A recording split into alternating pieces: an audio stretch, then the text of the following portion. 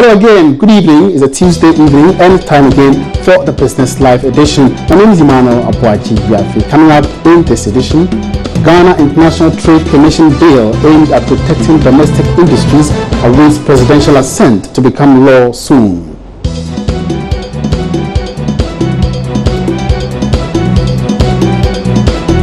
Private Enterprise Federation PEF and Civil Society Group Third World Network reawaken argument against signing of the Economic Partnership Agreement EPA as government intensifies stakeholder consultations to enable Ghana signed agreements.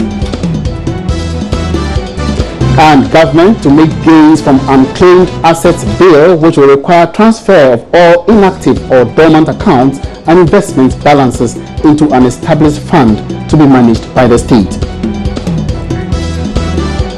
These and others coming up soon on the program. You can get interactive with us by tweeting at Joy Business GH, and if you're a Facebooker, just go to our page Joy Business. For more business and news updates, you can log on to myjoyonline.com/business. We'll take a short break. We'll be right back with the details.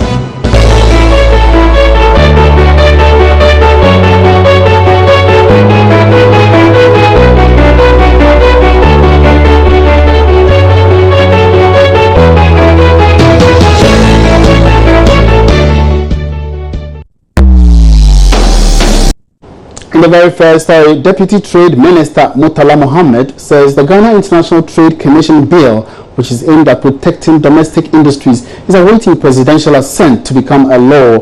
Government expects the bill to improve Ghana's trade balance deficit, which stands at about $4 billion, and assist local manufacturers to produce more. Parliament has passed the draft bill for the establishment of the Ghana International Trade Commission as an agency. It will be responsible for ensuring compliance with the rules and regulations of international trade. The bill now awaits President's assent for onward implementation and would establish the Ghana International Trade Commission as an independent quasi-judicial government agency. Deputy Minister of Trade and Industry Murtala Mohammed indicated the bill, when it becomes law, would assist local manufacturers to produce most of the items which are often imported.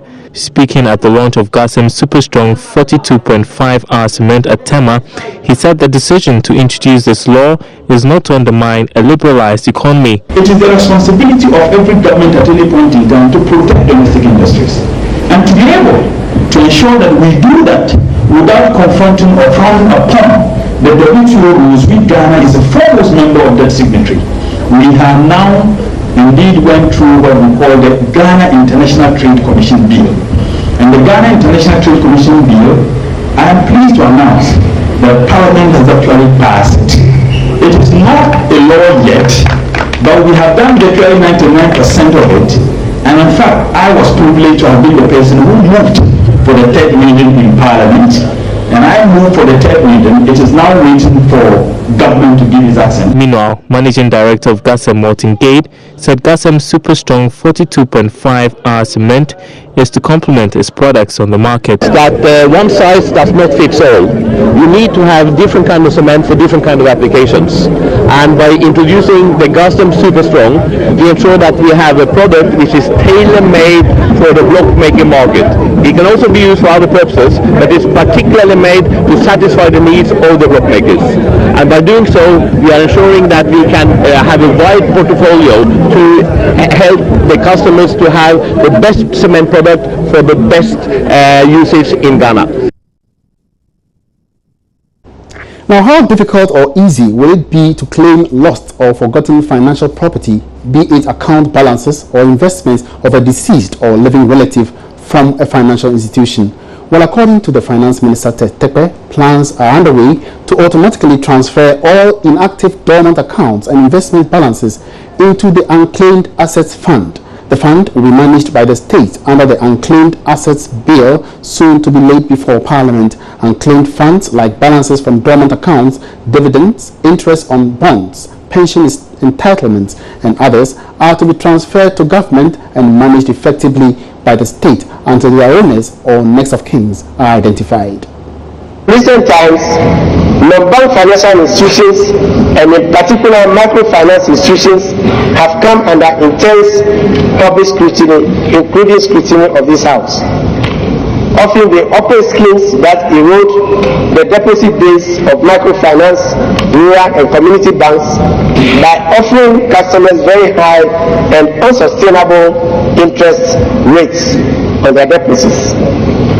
Besides the bill in Parliament to regulate the practice, government plans to set up, as the Bank of Ghana, an Apex institution for microfinance institutions similar to the Apex Bank for rural banks. We are aware that the Bank of Ghana, is working on this proposal. Unclaimed Assets Scheme. The Unclaimed Assets Program, to be launched soon, is a program for managing assets or funds that are presumed to be abandoned, stranded, and remain unclaimed by their owners. Meanwhile, banking consultant and executive member of the Osei-Tutu II Center for Excellence, Education and Research, Nana Otuo Champong, who was speaking on the marketplace, said the bill, which has been passed and waiting presidential assent, will help retrieve significant abandoned resources into state coffers. Well, a provision has been made in the new bill, that is Banks and Other Specialized Deposit-Taking Institutions Bill, which was passed by Parliament on 15th of July. And it relates to Section 143, to the title Unclaimed Balances. And what this is to do is that until now, different banks have different definitions of what we call a dormant account. For some, a year without operating the account, they will go into dormancy. Others 2 years, others 3 years. So this bill seeks to standardize it, that with effect from the bill becoming law, if there is no activity in either a deposit or savings account for 24 months, that's 2 years, then that account qualifies to be titled as a dormant account. Then it should be moved into an account called Register of Dormant Accounts within that bank. Now, after 3 years, after the 2 years, now then, within 3 years, the bank should advertise in 2 newspapers of national circulation to the effect that your account has been moved into the Register of Dormant Accounts. If after that you don't come forward, then it's transferred to Bank of Ghana to be held there infinitum, that is forever, until you come forward. Either the account holder himself, or if they are dead, their legal representative should come forward and claim the balance on the account. If nobody comes forward, then it becomes state property. Okay. Up to the 3 years, if there are any charges applicable to the account, they will be applied. Moving on, the Private Enterprise Federation (PEF) and Civil Society Group Third World Network are making a case against the signing of the EPA, that's the Economic Partnership Agreement. This comes as government intensifies its stakeholder consultations over the agreement, expected to allow Ghana and other developing countries duty-free access to European markets. But speaking with Joy Business at a breakfast meeting organized by Graphic Business in partnership with Stanbic Bank, Executive Director of the Third World Network, Dr. Yao Graham, said they are not entirely against agreements with international trade partners, but only concerned the terms in the current EPA do not augur well for Ghana's economy. We've always consistently opposed the EPAs because the agreement which is on the table, we think is inimical for our national development, and it's also not good for regional integration. The terms of the agreement would destroy domestic enterprise, would lose us tariff revenue, would take away some of the key policy instruments that every government needs to be able to control and plan its development.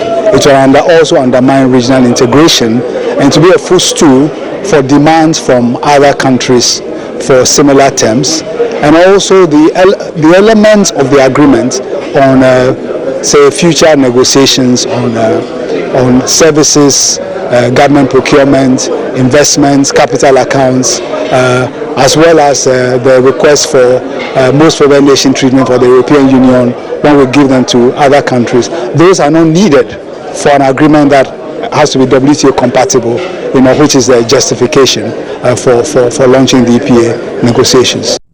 On his part, Chief Executive of Private Enterprise Federation (PEF), Nana Osei-Bonsu, says a focus on growing the local trade sector should be prioritized over competing on the global stage. The business, you have to learn your way up to become a pillar. The European market is a market that has been efficient for hundreds of years. We are at rudimentary level. So having access to the EU market doesn't necessarily mean that we can compete in that market. And we have seen recent returns of Ghanaian exports that went into EU because they didn't meet the standards and they were turned back. So having access, we went there, but we couldn't meet the competition. So what I'm saying is, let's cultivate the growth of our domestic private sector, the growth of our products before we even think about going to the EU market. The gentleman talked about mango beverage. Now, there are a lot of imports coming in here. Can't you take advantage of the market to perfect your product before you go to compete? Recently, the EU wrote to us that Ghanaian exports to EU should not use certain products, should not use certain chemicals. Now, we didn't even know the chemicals. We wrote back to them. Can you identify the chemicals and the points of origination coming to Ghana to alert us so we can tell our people? They did not. Why?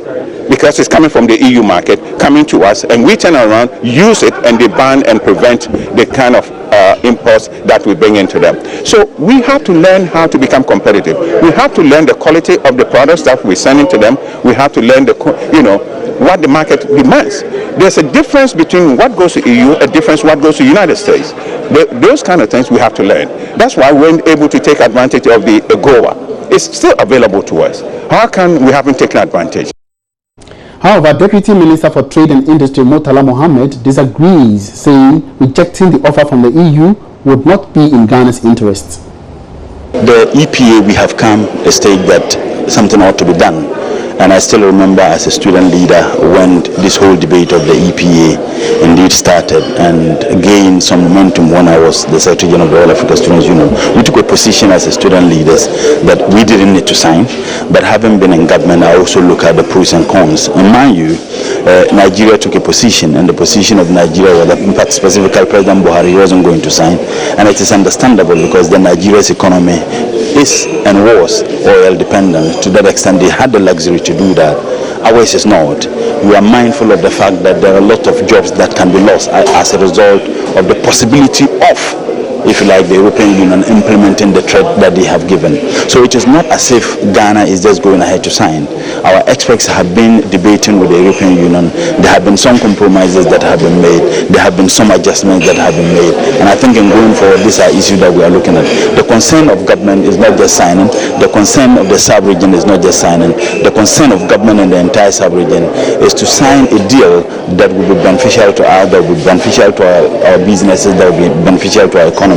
And I think that is what government has been doing.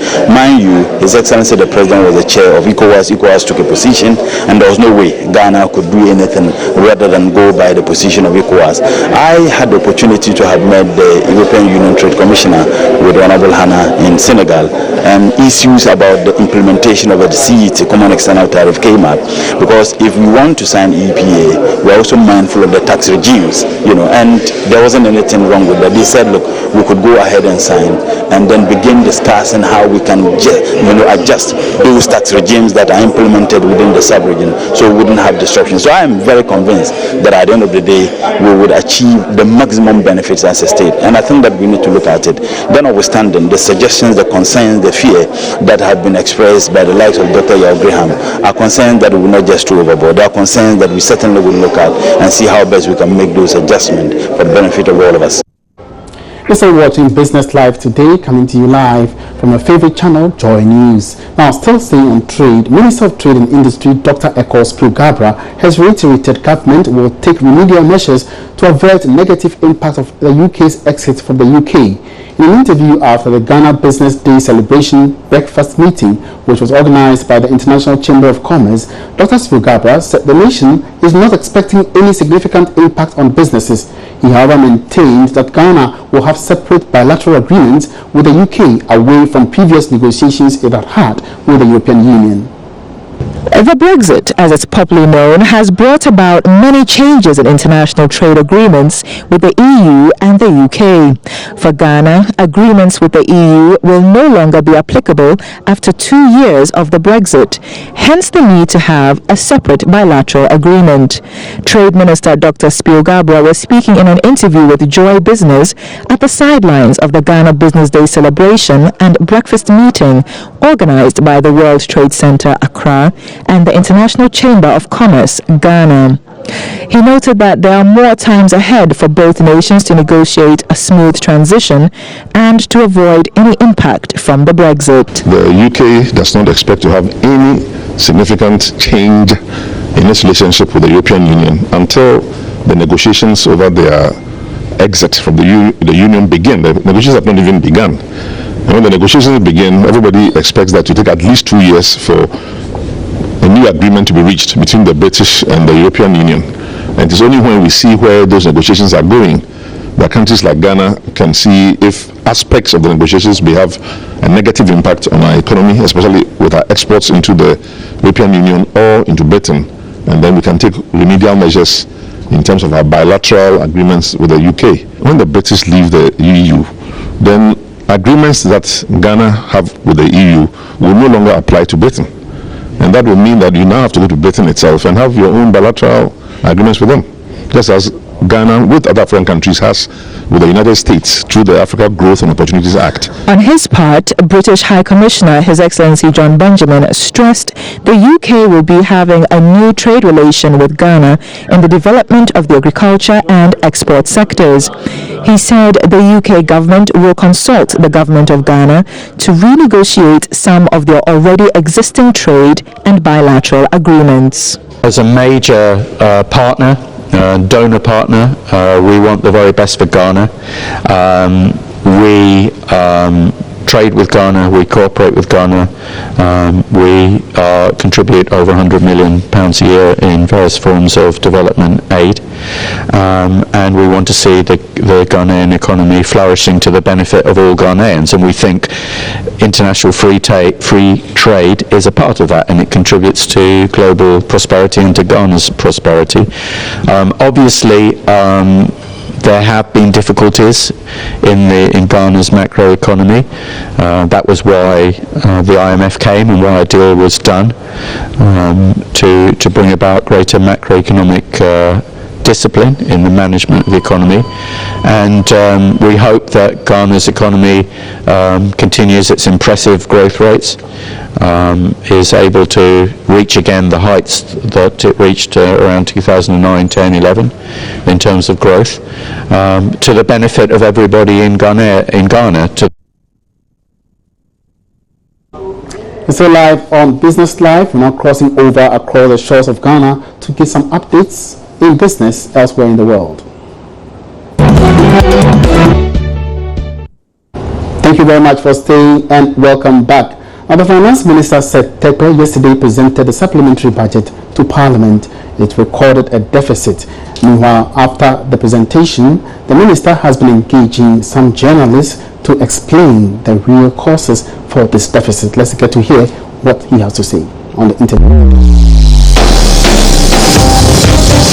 The main cocoa season in particular, you have a huge inflow of forex on account of the cocoa board borrowing, the payments, and so you normally saw the city stabilize around then, but then you go straight into Christmas and into Easter, school reopening, and many things around that era, which often give rise to a high demand, for forex. And in fact, going into March, when you have repatriation of dividends and others, puts a lot of pressure. What it means is you go into various arrangements to manage the smoothing, your flow of forex onto the market as demand goes up, and down. So the deficit also goes similarly. For example, if I project a deficit of 6% and I'm monitoring it, in between quarters when commodity prices go down, as we had in the case of crude oil, or when the FPSO has a problem, I may not achieve my quota target, and the trajectory will suggest something otherwise. But I think the most important thing is that if you look at it over consistently, from when we were near 12%, I mean, depending on the revision, which ended up about above 10% deficit to today, one can say that not even the setbacks like the 2.5 years disruption of gas supply or fall in cocoa prices, some of which is why cocoa recovered somewhat, but not at previous levels, and similarly, the shortfall in crude oil prices in particular has affected the trajectory. And you know that in many instances we have even overperformed with respect to the rate at which we are bringing down the deficit. So I think that longer perspective, of the trend is important.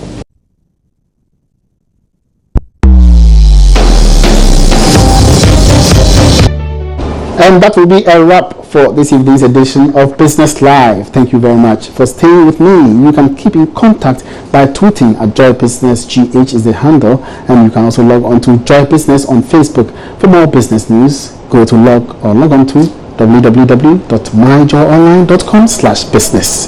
That's it for tonight. Make a date again, same time tomorrow with me, Emmanuel Abuaji Riafi. Good evening.